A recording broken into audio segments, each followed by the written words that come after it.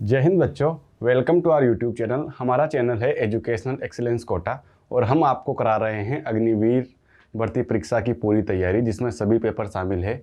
और कल हमने बात की थी ऑप्टिक्स की, और ऑप्टिक्स के बारे में हमने पूरा पढ़ लिया था, उसके न्यूमेरिकल्स कर लिए थे। आज हम बात करेंगे रे ऑप्टिक्स की। कल हमने जो पढ़ा था वो थी वेव ऑप्टिक्स। आज हम बात करेंगे रे ऑप्टिक्स की। तो बात करते हैं, आज का हमारा टॉपिक है रे ऑप्टिक्स और किरण प्रकाशिकी। इसमें पहला जो टॉपिक है वो है हाइगेंस का तरंग सिद्धांत।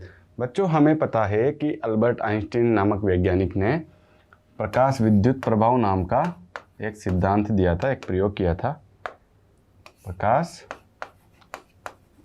विद्युत प्रभाव।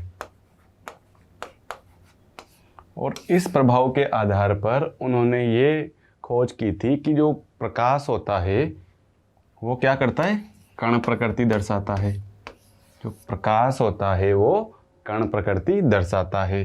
कोई भी पदार्थ होता है वो कण प्रकृति दर्शाता है। उसके बाद में अगली खोज दी हाइगेंस ने, और इन्होंने बताया कि जो पदार्थ होता है या प्रकाश होता है वो क्या दर्शाता है, तरंग प्रकृति। तो एक ने तो बोला कि कण प्रकृति दर्शाता है, दूसरे आके बोल रहे हैं कि तरंग प्रकृति दर्शाता है। ठीक है, फिर तीसरे वैज्ञानिक आए, डी ब्रोगली, और उन्होंने दोनों को सत्यापित कर दिया और कहा कि द्विप्रकृति दर्शाता है। इन्होंने डायरेक्टली ये कह दिया दोनों के प्रयोगों को सत्यापित करके कि जो प्रकाश होता है वो तरंग प्रकृति भी दर्शाता है और कण प्रकृति भी दर्शाता है। जो प्रकाश होता है वो दो प्रकार की प्रकृति दर्शाता है या फिर डुअल नेचर की भांति व्यवहार करता है, डुअल नेचर शो करता है। ठीक है, तो जो हाइगेंस ने बताया था कि प्रकाश तरंग के रूप में चलता है, आइए उसका अध्ययन करते हैं। इन्होंने कहा था कि जो प्रकाश है वो तरंगों के रूप में चलता है और ये प्रकाश तरंगे स्रोत से निकलकर सभी संभव दिशाओं में प्रकाश के वेग से चलती है। जैसे ही स्रोत से ये उत्पन्न होती है, जैसे कोई लाइट है बैटरी से जुड़ी हुई है, और जैसे यहाँ से उत्पन्न होगी तो सभी संभव दिशाओं में चलती है। और किस वेग से? प्रकाश के वेग से। ये बताया था किन्होंने? हाइगेंस ने। और इसी सिद्धांत को, इसी थ्योरी को हाइगेंस के तरंग सिद्धांत के रूप में जाना जाता है। उन्होंने आगे बताया कि हवा का घनत्व सबसे कम होता है और प्रत्यास्थता सबसे अधिक होती है। इसलिए प्रकाश का हवा में वेग कितना होता है? 3 × 10⁸ मीटर पर सेकेंड। हमने बात की थी कि जिनका घनत्व कम होता है उनका अपवर्तनांक भी कम होता है, और जिनका अपवर्तनांक कम होता है वहाँ पर प्रकाश का वेग अधिकतम होता है। प्रकाश का वेग वहाँ पर अधिकतम होता है। इसके बाद इन्होंने कहा था कि ईथर में प्रकाश की चाल सबसे अधिक होती है। सबसे अधिक द्रवों की बात करें तो द्रवों में ईथर जो होता है उसमें प्रकाश की चाल सबसे अधिक होती है। और जो H2 गैस है इसमें ध्वनि की चाल सबसे अधिक होती है। H2 गैस में जो ध्वनि है उसकी चाल सबसे अधिक होती है। इसके कंपेयर में अदर जो गैसेज हैं उनकी तुलना में H2 गैस में ध्वनि की चाल सबसे अधिक होती है। और यही सिद्धांत क्या था? हाइगेंस का तरंग सिद्धांत। इसी सिद्धांत को, इसी थ्योरी को हाइगेंस के तरंग सिद्धांत के रूप में जाना जाता है। तो एक बार इसे फिर से रिवाइज करते हैं कि जो प्रकाश होता है वो तरंग के रूप में चलता है, तथा ये तरंगे जब प्रकाश स्रोत से निकलती है तो सभी संभव दिशाओं में प्रकाश के वेग से चलती है। इनका दूसरा पॉइंट था कि हवा है उसका घनत्व सबसे कम होता है और प्रत्यास्थता सबसे अधिक होती है, इसलिए हवा में प्रकाश का वेग सबसे अधिक 3 × 10⁸ मीटर पर सेकंड होता है। ठीक है। द्रवों की बात करें तो द्रवों में ईथर जो होता है उसमें प्रकाश का वेग सबसे अधिक होता है, तथा यदि गैसों की बात करें तो H2 गैस होती है, उसमें ध्वनि की चाल सबसे अधिक होती है। यह था बच्चों हाइगेंस का तरंग सिद्धांत। आइए इसके बाद में देखते हैं अगला टॉपिक तरंगाग्र, या फिर इसको कहेंगे वेव फ्रंट। बच्चों वेव फ्रंट क्या होता है उसे समझते हैं कि किसी माध्यम में खींचा गया ऐसा काल्पनिक पृष्ठ जिसमें स्थित सभी कण कंपन समान दिशा में होते हैं। जैसे यदि इसमें ये कण है किसी माध्यम में, तो इनके जो कंपन होंगे वो सभी के समान दिशा में होंगे। यदि इस प्रकार से कंपन कर रहे हैं तो इनके जो कण हैं सभी के एक दिशा में होंगे, तब इसे कहा जाएगा तरंगाग्र। या आप तरंगाग्र याद ना रख सको तो आप याद रखिए कि इसे कहा जाएगा वेव फ्रंट। ठीक है, इसे क्या कहेंगे? Wave front. इसका मतलब है कि यदि किसी माध्यम का ऐसा काल्पनिक पृष्ठ खींचा जाए जिसके जो सभी कण हैं उनका कंपन एक ही दिशा में हो, तो ऐसी जो अवस्था है उसे क्या कहा जाएगा? ऐसी जो व्यवस्था है उसे क्या कहा जाएगा? तरंगाग्र। अब बच्चों तरंगाग्र भी 3 प्रकार के होते हैं, जैसे समतल तरंगाग्र, उसके बाद में है गोलीय तरंगाग्र, और उसके बाद में सिलेंड्रिकल तरंगाग्र। ये पृष्ठ है और यहाँ से जो प्रकाश गुजर रहा है इसमें जो कंपन है सभी एक दिशा में है। यदि गोलीय हो, सिलेंड्रिकल हो ऐसा पृष्ठ, तो इसे सिलेंड्रिकल तरंगाग्र कहा जाएगा, बेलनाकार तरंगाग्र कहा जाएगा। और यदि यह पृष्ठ गोलीय हो तो इसे क्या कहा जाएगा? गोलीय तरंगाग्र। इसके प्रकार पढ़ते हैं कि समतल तरंगाग्र क्या होता है? ऐसा तरंगाग्र जो एक ही दिशा में संचरित होता हो, जैसे यहाँ से निकल रहा था प्रकाश और ऐसी व्यवस्था बनाई हुई थी, ये क्या हुआ? समतल तरंगाग्र। उसके बाद में है कि बिंदु स्रोत से यदि तरंगाग्र उत्पन्न होता है तो उसे क्या कहा जाएगा? गोलीय तरंगाग्र। और तीसरा जो पॉइंट था वो था बेलनाकार। ऐसा तरंगाग्र जो एक रेखा से संचरित होता है तो उसे क्या कहा जाएगा? बेलनाकार तरंगाग्र। आइए तरंगाग्र के एक बार फिर से एनालिसिस कर लेते हैं कि जैसे इस प्रकार की संरचना है, प्रकाश समानांतर तरीके से आगे की ओर संचरित होता है, तो ऐसे में अगर यदि पृष्ठ की कल्पना की जाए तो वो पृष्ठ कौन सा बनेगा? समतल तरंगाग्र। ठीक है। यदि किसी बिंदु स्रोत से यदि प्रकाश का संचरण हो रहा है और यहाँ पे यदि हम किसी काल्पनिक पृष्ठ की कल्पना करें तो वो कैसी होगी? गोलीय तरंगाग्र के जैसी।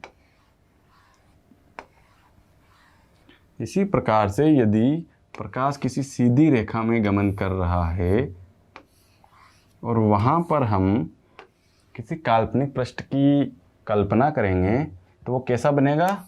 सिलेंड्रिकल या बेलनाकार तरंगाग्र जैसा। तो हमने तीनों की डेफिनेशंस को अच्छे से पढ़ लिया है। उसके बाद आगे बढ़ते हैं और हमारा जो क्वेश्चन या टॉपिक आएगा अगला, वो आएगा अध्यारोपण का सिद्धांत। अध्यारोपण का सिद्धांत इस प्रकार से है कि जैसे यदि उनकी विस्थापन की बात करें कि बहुत सारी किरणें हैं और उनका परिणामी विस्थापन हमें निकालना है, तो वो विस्थापन सबके योग के रूप में हमें मिलता है। यही क्या था? अध्यारोपण सिद्धांत या सुपरपोजिशन थ्योरी।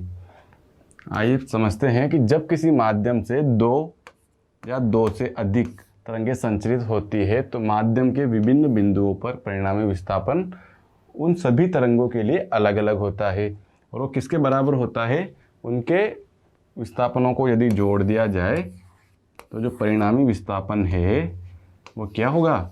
उन सभी के योग के बराबर। और यही क्या था? अध्यारोपण का सिद्धांत। ठीक है। यह निम्नलिखित बातों पर निर्भर करता है। किस पर? जैसे तरंग की चाल पर, तरंग की तरंगदैर्घ्य पर, आवृत्ति पर, पथांतर पर, कलांतर तथा आयाम पर। किंतु अध्यारोपण का सिद्धांत क्या कहता है कि जो परिणामी विस्थापन होता है किसी तरंग के लिए, या किसी माध्यम में दो या दो से अधिक तरंगें संचरित होती है, तो जो उनका परिणामी विस्थापन है उन सभी तरंगों के जो विस्थापन है उनके योग के बराबर होता है। तो वो क्या हो जाएगा, परिणामी विस्थापन। और ये किस पर निर्भर करता है, चाल, तरंगदैर्घ्य, आवृत्ति, पथांतर, कलांतर या आयाम, इन सब के निर्भर करता है। ये क्या है, जैसे तरंगे है, 4 तरंगे हमें दी हुई है, तो इनका जो परिणामी होगा जो इनसे अपोजिट दिशा में हो सकता है, तो उसका मान कितना होगा, सबके योग के बराबर। जैसे हमने माना कि पहली तरंग का जो विस्थापन है वो y1 है, दूसरी का y2 है और तीसरी का y3 है, तो जो फोर्थ का y4 है, तो जो इनका परिणामी होगा वो होगा yn। ठीक है, परिणामी होगा yn, जो किसके बराबर होगा, इन सबके योग के बराबर। तो ये था बच्चों हमारा अध्यारोपण का सिद्धांत, या हम कहेंगे कि सुपरपोजिशन थ्योरी। इसके बाद हम जानते हैं कि प्रकाश का व्यतिकरण क्या होता है। यही टॉपिक हमने इसके पहले वाली जो यूनिट थी ऑप्टिक्स, उसमें भी समझा था। और ये जो हमारा यूनिट है ये ऑप्टिक्स का ही एक पार्ट है जिसे रे ऑप्टिक्स के नाम से पढ़ा जाता है। और व्यतिकरण क्या होता है कि जब दो समान आवृत्ति की प्रकाश तरंगें किसी माध्यम से संचरित होती है, तो वो अध्यारोपण के फलस्वरूप उनकी जो प्रकाश की तीव्रता है उसमें परिवर्तन होता है। यही क्या है, व्यतिकरण। व्यतिकरण का बेसिक मीनिंग यह है कि जब तरंगें संचरित होती है किसी माध्यम से और इनकी आवृत्ति या फ्रीक्वेंसी समान है, आवृत्ति समान है, तो जब इनका अध्यारोपण होता है, ये जुड़ती है, तो इनकी जो तीव्रता है उसमें परिवर्तन होता है, तीव्रता में परिवर्तन। ठीक है, तो तीव्रता में जो परिवर्तन होता है इसी घटना को क्या कहा जाता है, व्यतिकरण। और ये हमने पहले वाले यूनिट में भी डिस्कस कर लिया था। इसके बाद में लास्ट हमारा टॉपिक है इस यूनिट का, विवर्तन। विवर्तन क्या होता है कि पदार्थ प्रकाश का तीक्ष्ण किनारों से मुड़ के, जैसे पेनी जो किनारे होते हैं उनसे मुड़ के अपनी दिशा से भटक जाना ही विवर्तन कहलाता है।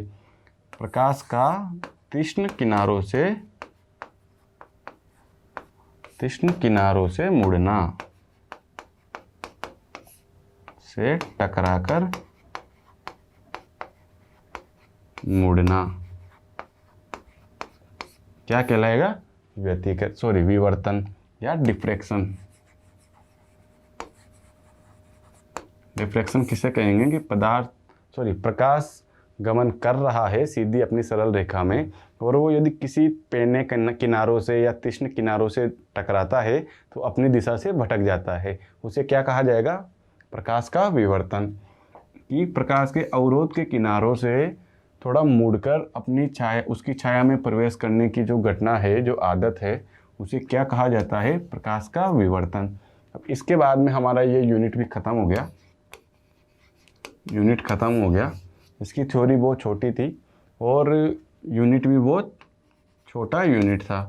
अब हम इसके बाद में इसके न्यूमेरिकल्स करते हैं, जो कि हमें ऑप्टिक्स के जैसे ही आंकिक प्रश्न देखने को मिलेंगे। तो रे ऑप्टिक्स के हम न्यूमेरिकल्स करते हैं। इसका पहला न्यूमेरिकल होगा कि श्रव्य ध्वनि तरंगों की तुलना में अल्ट्रासाउंड तरंगों में क्या होता है। हम जो तरंगे सुन सकते हैं उसकी कैपेसिटी क्या होती है, ठीक है, 20 हर्ट्ज से लेकर 20,000 हर्ट्ज या 20 किलो हर्ट्ज तक की हम जो तरंगे हैं उन्हें सुन सकते हैं। यदि इनसे कम होगी, 20 से भी कम होगी, तो इन्हें कहेंगे अवश्रव्य। ठीक है, अवश्रव्य मतलब जो सुनने लायक नहीं है। और 20,000 से ज़्यादा हर्ट्ज की होगी तो उन्हें कहा जाएगा पराश्रव्य, जो भी हमारी रेंज के बाहर की है। ये पॉइंट याद रखिए और ये याद रखिए कि ध्वनि तरंगों की तुलना में अल्ट्रासाउंड तरंगों में क्या होता है, लंबी तरंगदैर्घ्य। इसके बाद हमारा पॉइंट है, क्वेश्चन है कि प्रकाश तरंगे किस प्रकार की होती है। बच्चों जो प्रकाश तरंगे है, जो पहले का आंसर होगा उच्च आवृत्ति। उच्च आवृत्ति होती है, इसीलिए हम इन्हें महसूस नहीं कर सकते, हम इन्हें सुन नहीं सकते। ये पराश्रव्य प्रकार की होती है। ठीक है, तो इनका आंसर होगा कौन सा, उच्च आवृत्ति। इसके बाद में हमारा अगला क्वेश्चन है कि प्रकाश तरंगे किस प्रकार की होती है। बच्चों प्रकाश तरंगों के दो प्रकार हमने पढ़े थे, और प्रकाश तरंगों के लिए क्या होता है, माध्यम की आवश्यकता नहीं होती। क्या होता है, एक तो माध्यम की आवश्यकता नहीं होती,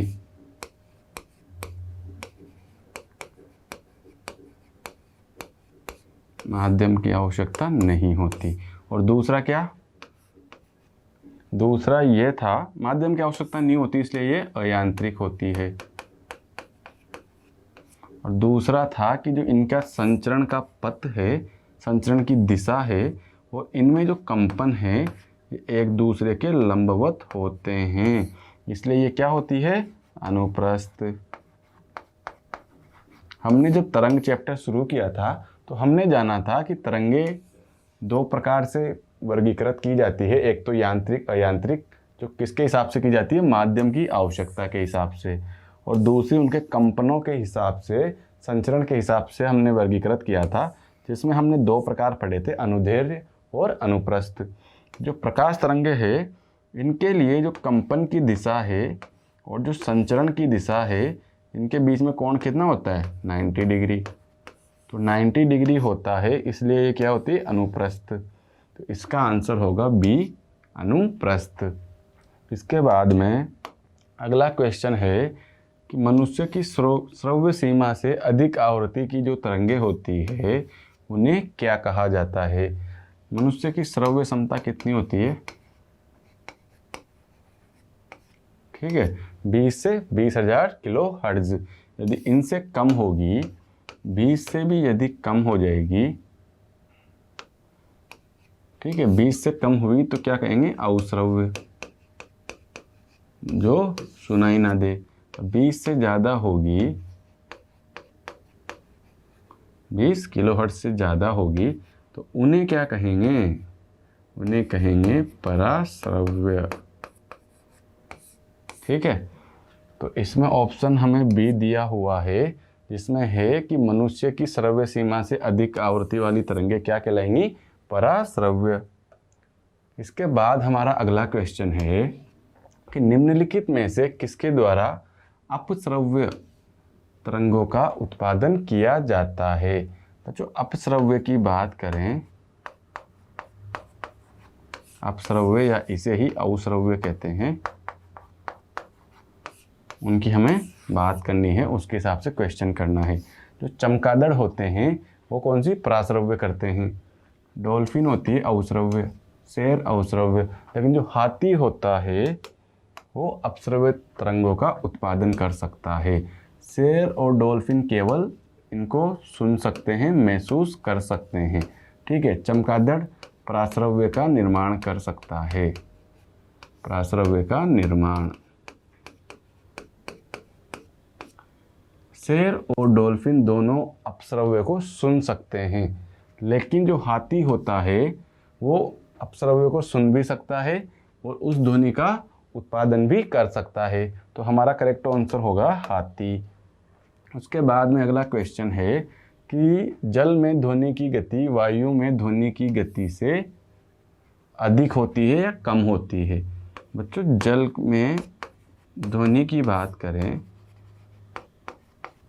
और क्या बात करें, वायु में ध्वनि की गति। ठीक है, हमें तुलना करके पूछा गया है कि जल में ज़्यादा होती है या वायु में ज़्यादा होती है। बच्चों यदि हम ध्वनि की कंप्लीट ही बात करें तो ध्वनि की गति सबसे ज़्यादा होती है ठोस में, फिर द्रव में, फिर गैस में, ठीक है, और निर्वात में तो 0 होती है। तो जल की बात की गई है, तो जल में कितनी होती है?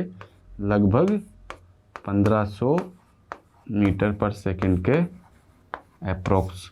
और वायु में कितनी होती है? 330 या 31 मीटर पर सेकंड के बराबर। तो हमसे पूछा गया है कि जल में ध्वनि की गति, जल में ध्वनि की गति वायु में ध्वनि की गति की तुलना में ज़्यादा होती है। यानी कि वायु में जितनी ध्वनि की गति है उससे अधिक हमें कहाँ देखने को मिलेगी? जल में। क्यों? क्योंकि द्रव में गैस की तुलना में ध्वनि की गति ज़्यादा होती है। यदि हमें प्रकाश का पूछा जाता तो हम सी लगाते और क्या लगाते? से कम, क्योंकि प्रकाश का वेग वायु में जल की तुलना में ज़्यादा होता है। लेकिन यहाँ पे हमें ध्वनि के लिए पूछा गया है, इसलिए हमारा आंसर होगा कि जो जल में ध्वनि की गति है वो वायु की तुलना में ज़्यादा होगी। इसके बाद हमारा क्वेश्चन है कि प्रकाश तंतु संचार निम्न में से किस घटना पर आधारित है? जो प्रकाश तंतु हमने क्या बताया था? Optical fibre. और ये किस प्रकार कार्य करता है कि जो इसमें तरंग होती है उसका संचरण किस माध्यम से होता है? पूर्ण आंतरिक परावर्तन के हिसाब से।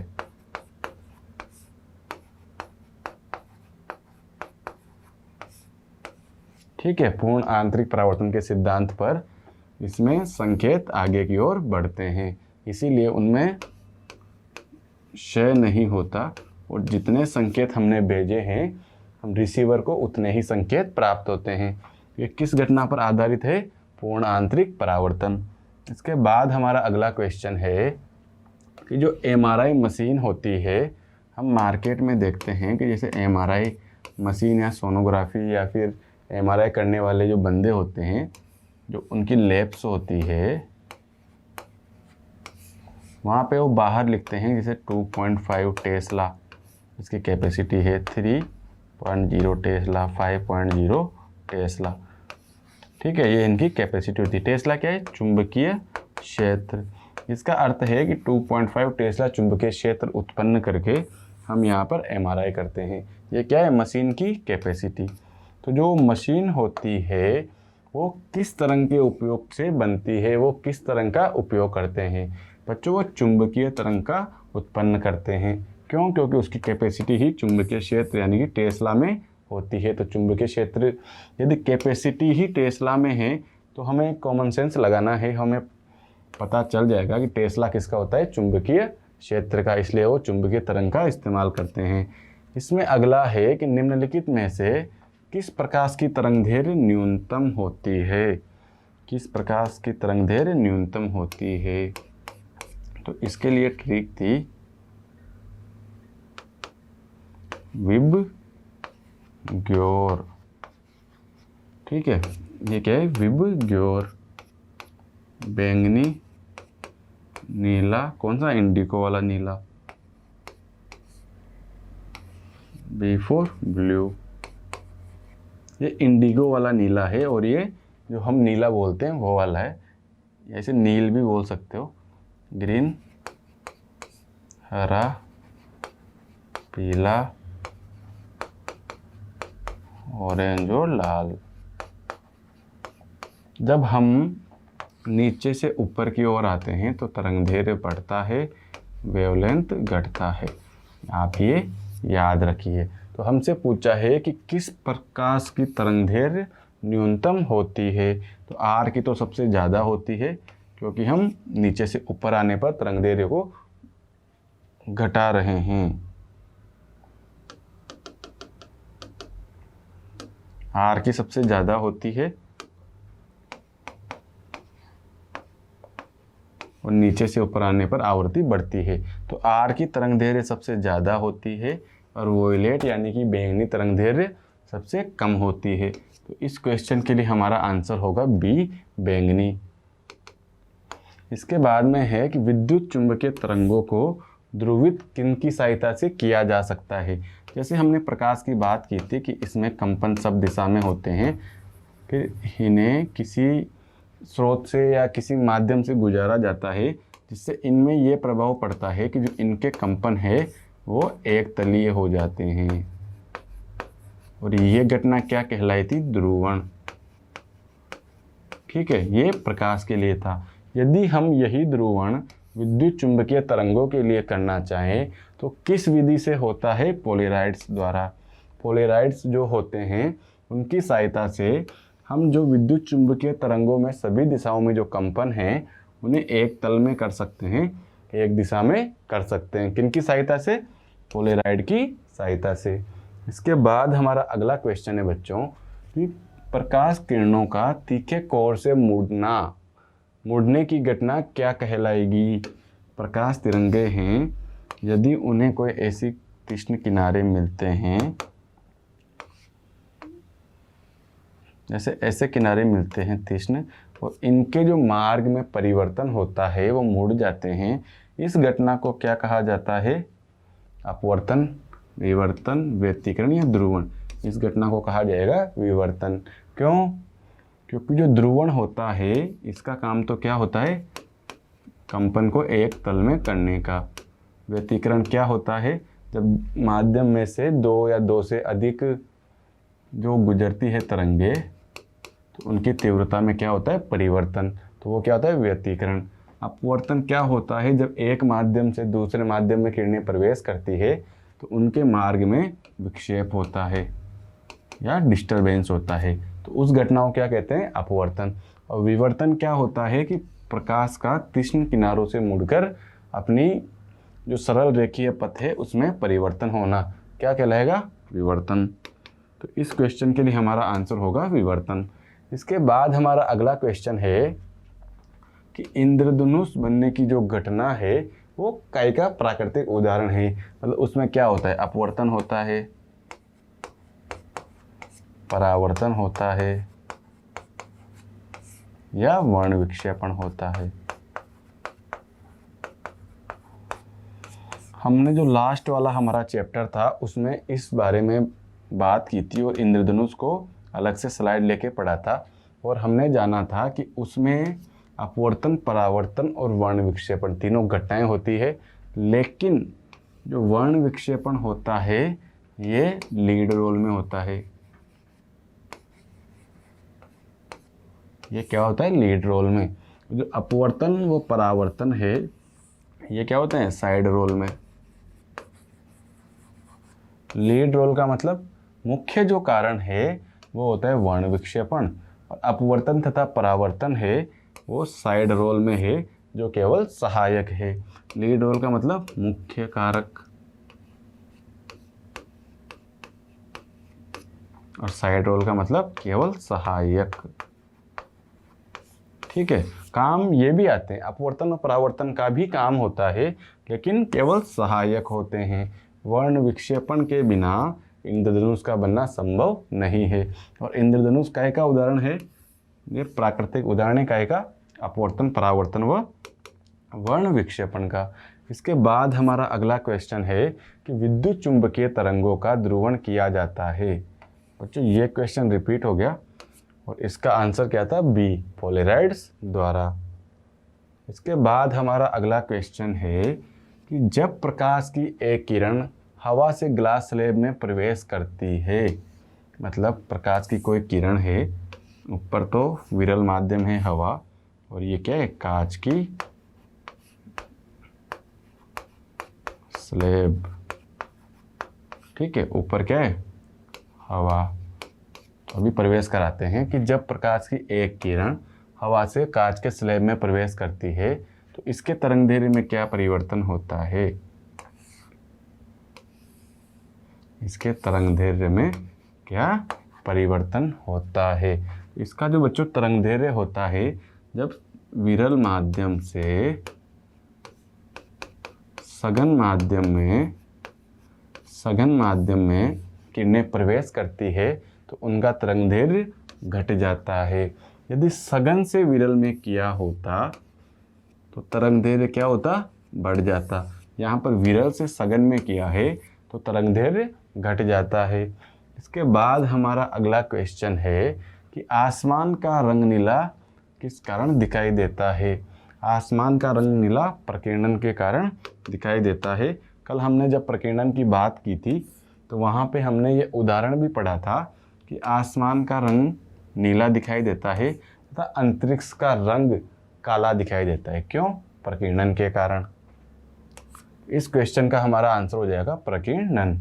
उसके बाद में हमारा क्वेश्चन है कि एक पतले फिल्म का कलर फिल्म के रंग का कारण क्या होता है।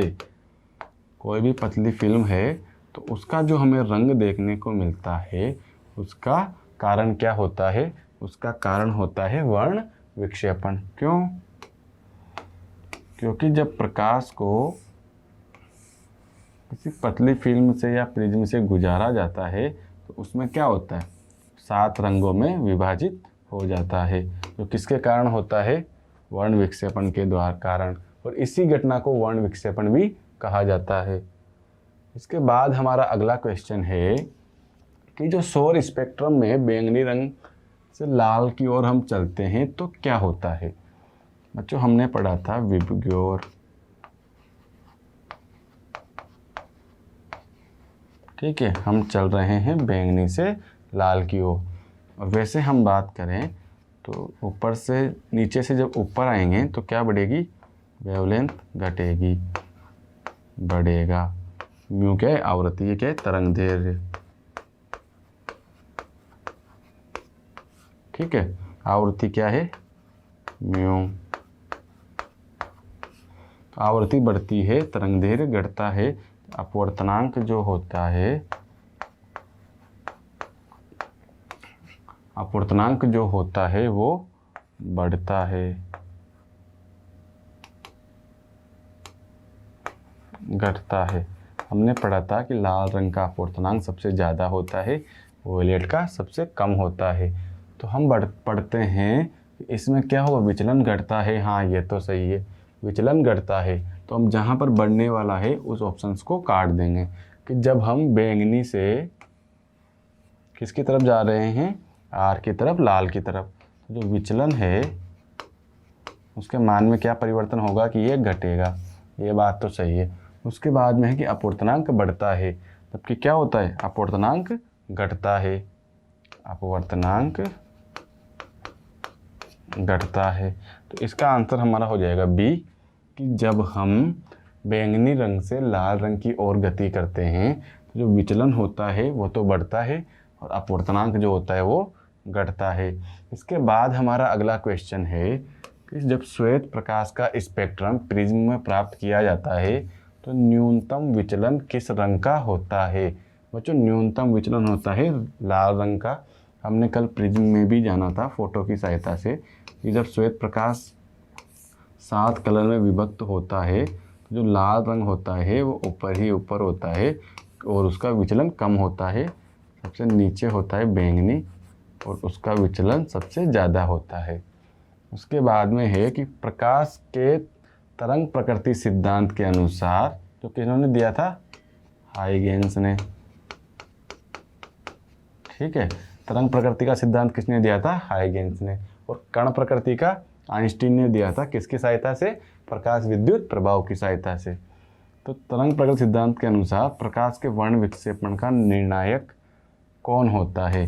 मतलब इनका कहना है कि तरंग प्रकृति के आधार पर आप ये बताएं कि प्रकाश का जो वर्ण विक्षेपण होता है वो क्यों होता है। उसका मेजर जो डिफरेंस होता है, उसमें जो कारक होता है वो कौन होता है? बच्चों वो होती है उसकी आवृत्ति। आवृत्ति कह लो या तरंग दैर्ध्य कह लो। वो आवृत्ति या तरंग दैर्ध्य के आधार पर ही, तरंग दैर्ध्य या आवृत्ति के आधार पर ही कलर अलग अलग कलर में, रंगों में विभक्त होता है। बच्चों आज की हमारी लास्ट स्लाइड है और इस चैप्टर को हमने ऑप्टिक्स में, लगभग ऑप्टिक्स में पढ़ लिया था, लेकिन ये हमारे कोर्स में अलग नाम से था, जो था रे ऑप्टिक्स के नाम पे। तो इस प्रकार हमने इस चैप्टर को भी जान लिया, ये यूनिट भी पूरी कर ली और इसके क्वेश्चंस भी कर लिए। अब हम अगली जो यूनिट है उसमें एक हमारे छोटी सी यूनिट बची हुई है। कौन सी? कम्युनिकेशन।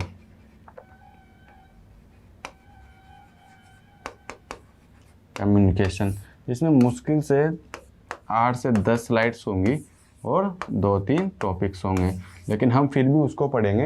हो सकता है उसमें से एक ही क्वेश्चन आ जाए, लेकिन हमारे लिए सारा सिलेबस ही इम्पोर्टेंट है। तो जब तक आप इसी तरह से तैयारी करते रहिए, हंसते रहिए, मुस्कुराते रहिए, और एजुकेशनल एक्सीलेंस के यूट्यूब चैनल से आप सारा कंटेंट अग्निवीर का फ्री में पा सकते हैं। जय हिंद बच्चों, थैंक यू।